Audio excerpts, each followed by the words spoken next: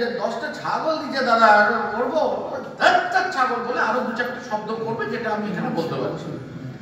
কিন্তু সেই ছাগল 10টা মানে ওই ছাগল 10টা একটা পরিবারকে না দিয়ে 3টে পরিবারকে মিলিয়ে স্বনির্ভর গোষ্ঠীকে দিচ্ছে, মহিলাদের দিচ্ছে, এবং কাদের দিচ্ছে? যারা ছাগলটা পেলেই কেটে পরের দিন খেয়ে মৌমাছি খেয়ে নিচ্ছে, তাদের মনোভাবের পরিবর্তন করা হচ্ছে। তারা সেটা পালন করছে, পালন করে তার দুধ বিক্রি করছে, ছাগলটাকে পরে হয়তো বিক্রি করছে, অন্য কিছু করছে, তার বাচ্চা কাচ্চা হচ্ছে, এবং সেটা একটা 3-4টে পরিবার মিলে একটা গোষ্ঠী তার দায়বদ্ধতা নিচ্ছে। এবং তারা ঠিক করেছে সেই যে অতিরিক্ত সম্পদ সংগ্রহ বা অতিরিক্ত অর্থটা সেটা ইয়েতে দেবে, মানে তার বাচ্চা মেয়ে যদি থাকে, ছেলে মেয়ে, তাদের মানুষ করার জন্য।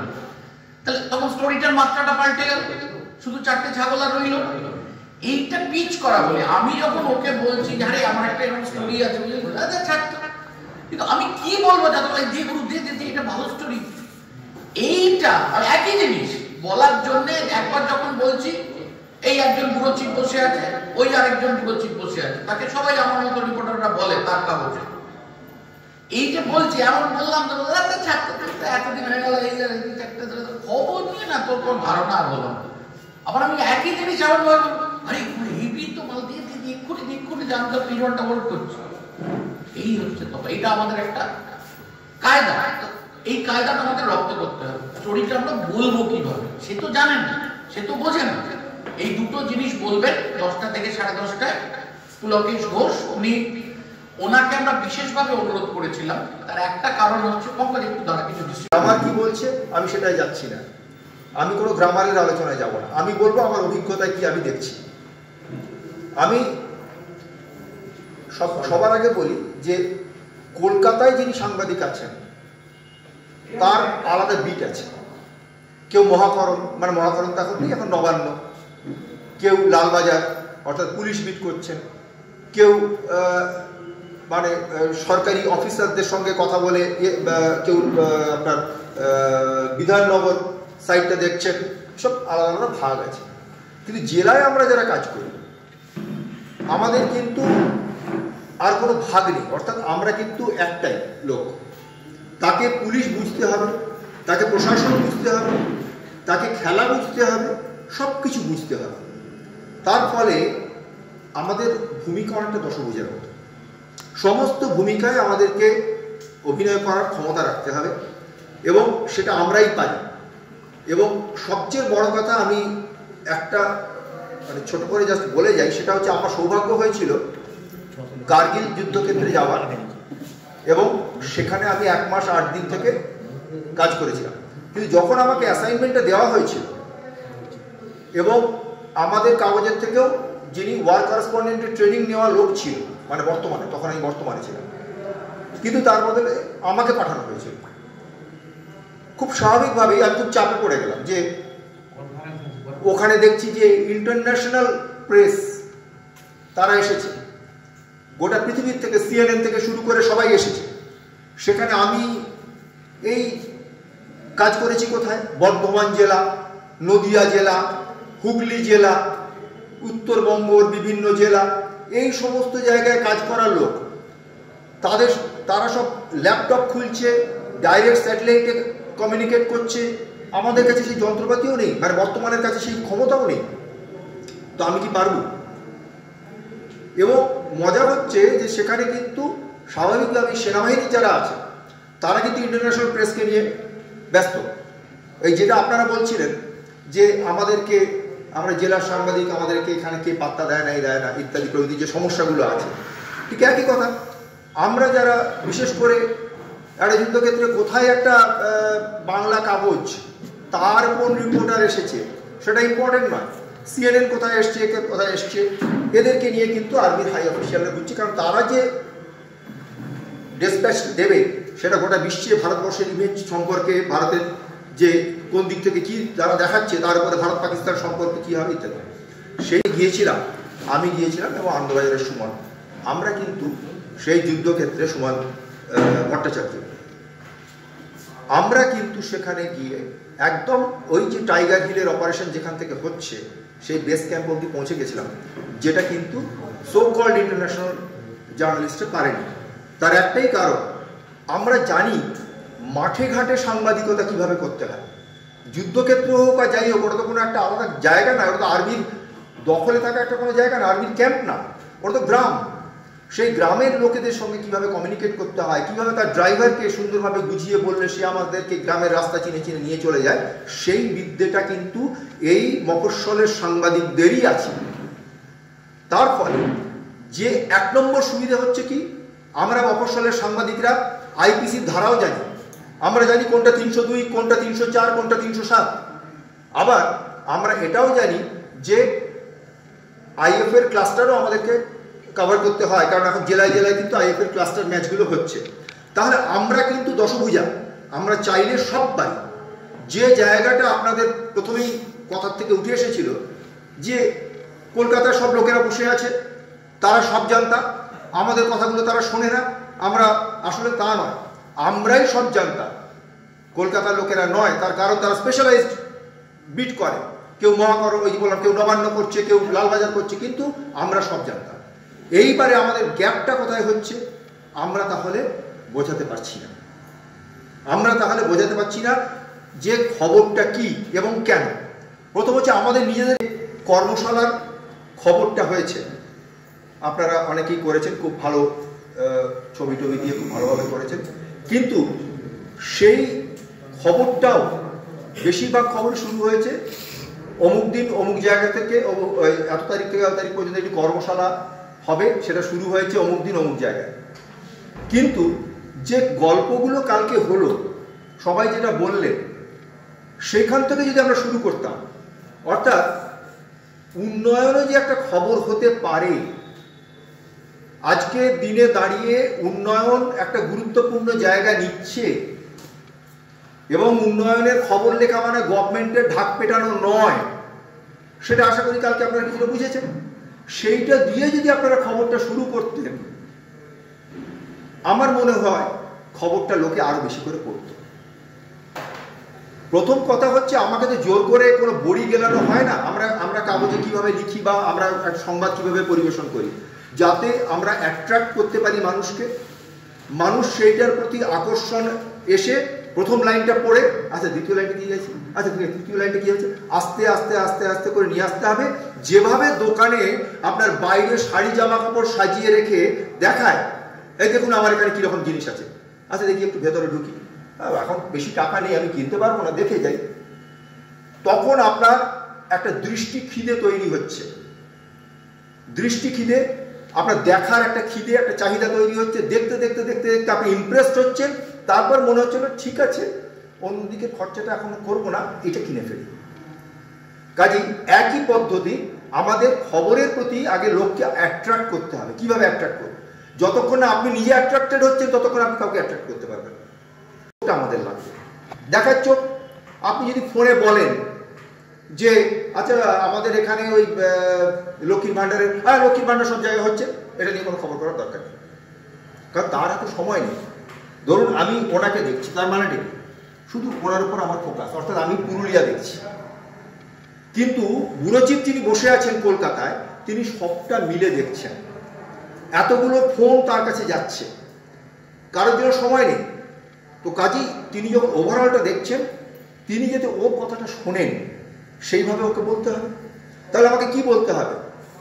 যে লক্ষ্মীর ভাণ্ডারের টাকা গ্রামে ঢুকে টোটাল অর্থনীতির চাকাটাকে কিন্তু ঘুরিয়ে দিচ্ছে, এবং একদম হাতে কলমে আমি খবরটা তুলে এনেছি দাদা, এই কথাটা যদি আপনি বলতে পারেন, তখন উনি পরের লাইনে প্রশ্নটা করবেন, সেটা আবার কিভাবে করলি? তখন বলতে হবে যে আমি দুটো গ্রামে, আদিবাসী গ্রামে আমি 10টা করে বাড়িতে গেছি, সেই 10টা বাড়িতে গিয়ে মায়েরা কি বলছেন শুনেছি, সেখানকার যে গ্রামের দোকানগুলো আছে সেখানে কথা বলেছি। এবার কথা হচ্ছে কি কথা বলেছি, অর্থাৎ আমাকে কি দেখাতে হবে। লক্ষ্মীর ভাণ্ডার শুরু হয়ে গেছে বেশ কিছুদিন ধরে, বেশ কয়েক মাস ধরে সেই টাকাগুলো ঢুকেছে। তাহলে সেই টাকাটা কেন ঢোকানো হয়েছিল, তার ব্যাকগ্রাউন্ডটা আমরা সবাই টিভিতে জেনে গেছি। তার কারণ নোবেলজয়ী অমর্ত্য সেন এবং অভিজিৎ বিনায়ক তারা বলেছিলেন যে এখন মানুষের হাতে ক্যাশ টাকা কিছু দেওয়া দরকার। সেই ক্যাশ টাকাটা যদি ঢোকে, তারা তো বাড়িতে নিয়ে বসে থাকবেন না, একটা অংশ হয়তো জমানোর চেষ্টা করবেন যাদের আছে, যাদের নেই তারা কি করবেন, সেই টাকাটা দিয়ে তারা কিছু কিনবেন। সেই টাকাটা দিয়ে কিনলে কি হবে, দোকানের থেকে আপনি মাল কিনছেন, দোকানদারের হাতে টাকা এলো, দোকানদার কি করবে, সে যেখান থেকে মালটা নিয়ে আসে সেখানে আরো বেশি করে মাল আনবে, তাহলে সেইখানে হাতে টাকাটা গেল, সেই টাকাটা সে আরেক জায়গায় খরচা করবে, অর্থাৎ এই টাকাটা রোল করতে শুরু করলো। এই অর্থনৈতিক কথাটা বড় আকারে ওরা ভেবেছেন। আমাদের নিচের থেকে আবার উল্টো দিক থেকে, যেটা আমরা সিঁড়ি ভাঙা অঙ্কের মতো আমি যদি উল্টো ব্যাক ক্যালকুলেশন করে যাই, আমাকে আবার দেখতে হবে যে ওই যে টাকাটা পেলেন হাতে কলমে, উনি ওই টাকাটা কি খরচা করলেন, কিভাবে খরচা করলেন। উনি মেয়ের টিউশন দিলেন, বহুদিন থেকে বলছিল আমি টিউশন দিতে পারছিলাম না, এখন আমি 1000 টাকা করে পাচ্ছি, কারণ পুরুলিয়ার দিকে যেহেতু SC ST যখন আমার বেশি আছে তখন 1000 টাকা করে আমি পাচ্ছি। সেই 1000 টাকা দিয়ে আমি ওর 500 টাকা একটা টিউশন দিলাম, আর 500 টাকা দিয়ে আমি সংসারের জিনিসপত্র কিনলাম, খুব অভাবের টাকাটা নিয়ে। যাদের যাদের যে ক্ষেত্রে খরচা হয়েছে তাদের সঙ্গে কথা বলবো যে আগে আপনার এই যে কত টাকা বিক্রি হচ্ছিল, এই যে করোনা পরিস্থিতিতে যেখানে যখন মানুষের হাতে টাকা ছিল না, ক টাকার বিক্রি হলো, এখন সেই টাকাটা বেড়ে কত দাঁড়ালো। ওনার যে এক্সট্রা টাকাটা উনি পেলেন, সেই এক্সট্রা টাকাটা উনি কি করবেন, অর্থাৎ যেটা উদ্দেশ্য ছিল আপনাকে সেটা দেখতে হবে, সেটা উদ্দেশ্যটা পালন হলো কি না। তাহলে এইটা যদি হয়, আপনি যদি দেখাতে পারেন চোখে আঙুল দিয়ে যে লক্ষ্মীর ভাণ্ডার অর্থনৈতিক চাকা সত্যি ঘুরে গেছে, তাহলে সেটা অবশ্যই খবর। সেটা কিন্তু কোনো পাবলিসিটি নয়, সেটা মমতা বন্দ্যোপাধ্যায়ের পাবলিসিটি নয়, নরেন্দ্র মোদীর পাবলিসিটি নয়, এর মধ্যে কোনো রাজনীতি নেই। গ্রামের অর্থনীতি ঘুরছে এবং আগামী দিনে এর ফলে কি সম্ভাবনা তৈরি হচ্ছে, এইটা কিন্তু আমাদের নিজেদের আগ্রহের উপর ডিপেন্ড করবে। আমার যদি ইন্টারেস্ট, দেখবেন প্রতিটি হাসপাতালের অবস্থা তো অবশ্যই খারাপ থাকবে, কারণ একটাই জিনিস, এত মানুষকে ফ্রি ট্রিটমেন্ট দেওয়া সম্ভব না। যখনই একটা ফ্রি কোনো কিছু দিতে হয় তার টাকাটা ট্যাক্সের টাকা থেকে আসতে হবে, কিন্তু আমার যেটুকু দেওয়ার কথা হয়তো ততটা দেওয়া যাচ্ছে না, ততটা দেওয়া সম্ভব হচ্ছে না। কিন্তু অনেক জেলায় অনেক ভালো অপারেশন হচ্ছে। যেমন আমি বলি, 7 তারিখে, এই 7 তারিখে উত্তরবঙ্গ মেডিকেল কলেজ হাসপাতালে একটা অসাধারণ অপারেশন হয়েছে। অপারেশনটা কি না, এই টোটোয় করে যাচ্ছিলেন একজন, একটা অ্যাক্সিডেন্ট হয়েছে, বাঁশের চোঁচ এই দিক দিয়ে ঢুকেছে, ওই দিক দিয়ে বেরিয়ে গেছে। বিহারের হাসপাতালে তাকে নিয়ে যাওয়া হয়েছে, বিহারের হাসপাতাল এই রিস্কি অপারেশন করতে রাজি হয়নি, তাকে তড়িঘড়ি নিয়ে যাওয়া হয়েছে উত্তরবঙ্গ মেডিকেল কলেজ হাসপাতালে। উত্তরবঙ্গ মেডিকেল কলেজ হাসপাতালে তখনই ওরা ডিসিশন নিয়েছে যা হবে হবে, আমরা আজকে এই রিস্কটা নিয়ে এই অপারেশনটা করব। এবং তখন মানে রোগী যখন এসেছে সেখানে আমার কাছে, মানে আমি প্রথম এটা মানে মেডিকেল গ্রুপ থেকে পাই, একটা মানে ডাক্তারদের যে হোয়াটসঅ্যাপ গ্রুপ সেখান থেকে পাই, তখন তার যে অক্সিজেন স্যাচুরেশন অত্যন্ত কমে গেছে। সেই সময় আরো রিস্ক, কারণ ফুসফুস ফুটো হয়ে গিয়েছে। এই অবস্থার মধ্যে দাঁড়িয়ে যেভাবে তারা অপারেশন করে পেশেন্টকে ফিরিয়ে এনেছেন, বোধহয় আজকে বা কালকে তিনি বাড়ি চলে যাবেন, সেটা একটা প্রশংসার দাবি রাখে। এই খবরটা যখন আপনি করবেন যে একটা আমার পুরুলিয়াতে বা আপনার এখানে যে মেডিকেল কলেজ হাসপাতাল আছে সেখানে একটা অসাধারণ অপারেশন হয়েছে, তার অনেকগুলো ইম্প্যাক্ট আছে। আপনি যখনই এই ল্যাঙ্গুয়েজে বুঝতে না একটা খবর ছিল ওই পুরুলিয়া একটা, আপনি এতক্ষণ তাতা করছেন তো, ততক্ষণ আর সময় নেই, ছাড় যা আছে পার্টিতে দেখে নেবেন, আপনি বলতেই পারলেন। তাহলে বলার আগে আপনাকে তৈরি করতে হবে যে আমার খবরটা কি আছে। আমার পুরুলিয়া মেডিকেল কলেজ হাসপাতালে একটা অসাধ্য সাধন ওরা করেছে, যেটা এই ধরনের অপারেশন সাধারণত জেলা হাসপাতালে বা এই ধরনের রুরাল হাসপাতালে হয় না, সেইটা করেছে। আচ্ছা ঠিক আছে, না দাদা আরো আছে, এইটা ধীরে ধীরে ধীরে ধীরে তাকে ফার্স্ট লাইনটা শোনাতে হবে, সেকেন্ড লাইন শোনাতে হবে। অর্থাৎ আমাদের কাছে প্রথম হচ্ছে যে আগে আমার ব্যুরো চিফকে খবরটা তার মাথায় ঢোকাতে হবে, তাহলে কি বললে তিনি ইন্টারেস্টেড হবে। তারপরে আমি যখন খবরটা লিখবো তখন আমার পাঠককে আগে প্রথম লাইনটা যেন পড়ে, তারপর হচ্ছে এমন ইন্টারেস্টিং হবে তখন দ্বিতীয় লাইন সে পড়তে এগোবে, তারপর তৃতীয় লাইন পড়তে এগোবে। অর্থাৎ লেখন শৈলী সে সম্পর্কে তো স্যারেরা বলবেন পরে। তো আমাদের এইভাবে খবর করলে প্রতিটি জায়গায় খবর আছে। যতগুলো সরকারি প্রজেক্ট আছে আপনারা প্রত্যেকটাতেই আপনারা আমন্ত্রিত হন বা জানতে পারেন। ওয়েবসাইটে সব তোলা আছে, কালকে যেটা বলা হচ্ছিল পুরুলিয়া জেলার যে ওয়েবসাইট আছে তাতে বিভিন্ন প্রজেক্টের কথা বলা হয়েছে। সেই প্রজেক্টগুলো যদি এক একজন এক একটা দিন খোঁজ নিতে যান, প্রজেক্টটা কি হলো, কত দূর হলো, না হলে কেন হলো না, হলে কি হলো, ইম্প্যাক্টে কি হলো, মানে মানুষের কি হলো, প্রজেক্ট তো মানুষের জন্য করা, মানুষের বেনিফিটের জন্য করা, সেইটা গ্রাউন্ড লেভেলে খবর নিতে হবে। তাদের ক্ষেত্রে তো আরো বড় সুযোগ। এবার আপনি বলবেন যে আমার কাগজে ওসব দিয়ে আমার লাভটা কি আছে, আমার ওখান থেকে তো কিছু আসতে হবে। যদি আপনি দেখেন যে আপনি ভালোভাবে একটা খবর প্রজেক্ট করতে পারছেন, লোকে পড়ছে, যে খবরগুলো আজকে আমি দেখছিলাম লোকাল কাগজেও যে খবরগুলো কলকাতার কাগজ আছে, কলকাতার কাগজে খবর বেরোচ্ছে বা ন্যাশনাল নিউজ আছে, সেই একই খবর এইখানকার কাগজেও বেরোচ্ছে। তো আমার প্রশ্নটা হলো, তাহলে আমি এখানকার কাগজে সেটা পড়বো না সেটা আমি ওই কাগজে পড়তে আমি ইন্টারেস্টেড হব, যেখানে আপনাদের ভাষায় আপনার তথ্যে অ্যাক্সেস নেই, ওদের তথ্যে অ্যাক্সেস আছে। তো তাহলে তারা অনেক ভালো করে লিখবেই, এটা কিছু করার নেই। তাহলে আপনি ওটা কেন অ্যাটেম্প করতে যাচ্ছেন? আপনি কেন একটা সেকেন্ড কাগজ হিসেবে, যেটা কালকে কথা বলা হচ্ছিল, নিজের কাগজ হিসেবে আলাদাভাবে প্রজেক্ট করছেন না কেন? যে পুরুলিয়ার নিজস্ব কাগজ, বাঁকুড়া নিজস্ব কাগজ, জঙ্গলমহলের নিজস্ব কাগজ, যারা নিজেদের কথা বলে, সেই ইমেজটা যদি আমরা তৈরি করতে পারি, আমার মনে হয় লোকে এই কাগজ অবশ্যই পড়বে, অবশ্যই নেবে। রাজনৈতিক নেতা দেবে, অর্থাৎ পঞ্চায়েতের বাবুরা, আমার মিউনিসিপ্যালিটির কাউন্সিলররা না, এইখানেই গোলমাল। ওদের কাছ থেকে একটা নিতে হবে, কেন আমি সেটা পরে বলছি, কিন্তু এটা দিতে পারবেন যারা ফার্স্ট ক্লাস গেজেটেড অফিসার। এইটা না দিলে কিন্তু কোনো মতেই আপনার ওটা বিবেচিত হবে না। তাহলে সেটা জানে না কমন লোক।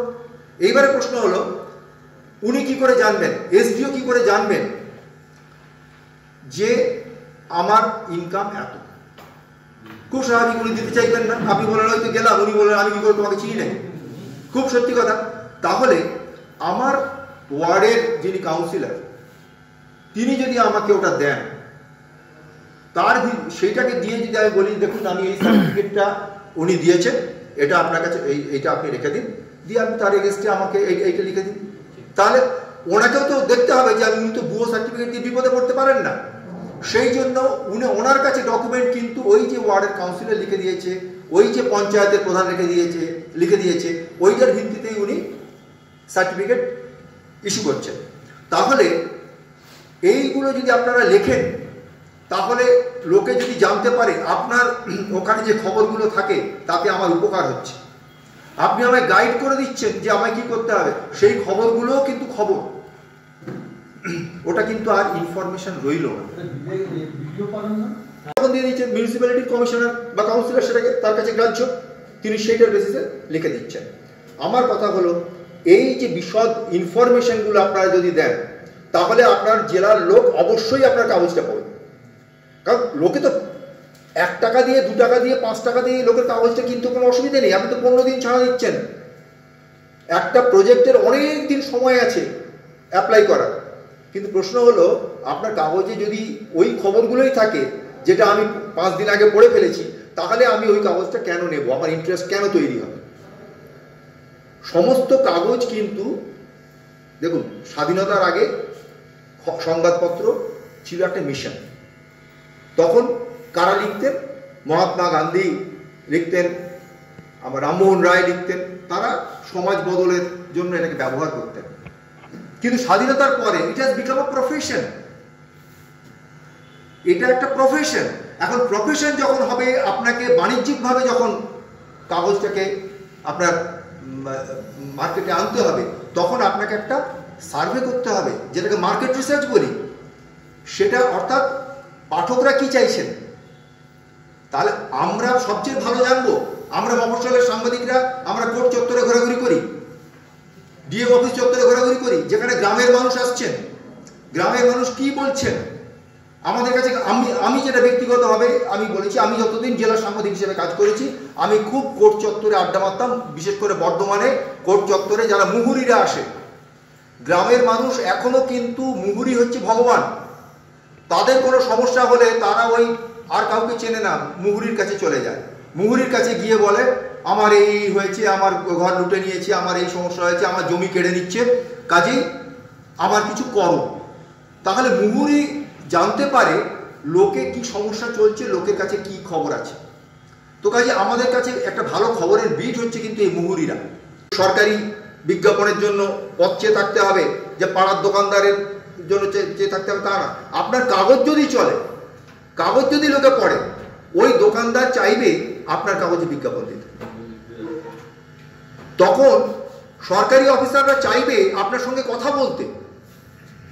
তার কারণ আরো একটা জিনিস, আপনি যে খবরটা ছাপলেন সেই খবরটা তখন তাকে ক্লিপিং করে পাঠাতে হবে। আপনি কি বলছেন আপনাদের সাথে কথা বলবে না? আমি বলছি আপনাকে ডেকে ডেকে কথা বলবে সরকারি অফিসাররা। তার কারণ যে খবর আপনি করলেন ওই লক্ষ্মীর ভান্ডার নিয়ে, ওই স্বাস্থ্য ব্যবস্থা নিয়ে, সেই খবর তাদেরকে ক্লিপিং করে পাঠাতে হবে। সেই জন্য আমার মনে হয় যদি আমাদের দৃষ্টিভঙ্গিটা এই দিকে নিয়ে আসি, যদি দুটো জিনিস, এক হচ্ছে খবরটা ইন্টারেস্টিং করতে হবে। সেই খবরে প্রথমে আমাকে ব্যুরো চিফকে ইমপ্রেস করতে হবে কিভাবে বলে, যে দাদা খবরটা এই আছে, ফার্স্ট লাইনেই খবরটা থাকবে তাকে যখন বলবেন। এবার সে তখনই যেন জানতে চায়, পরের কোয়েশ্চেনটা আসে, তখন সেকেন্ড লাইনটা বলবেন, থার্ড লাইনটা বলবেন। তাহলে হলো আপনি বোঝাতে পারলেন তাকে। সে যখন ক্লিয়ারেন্স দিয়ে দিল, তখন আপনি পাঠককে ইন্টারেস্ট করার জন্য একদম প্রথমেই খবরটা কিভাবে কিভাবে করে আসবে, তার মধ্যে হিউম্যান এলিমেন্ট থাকবে, লেখার শৈলী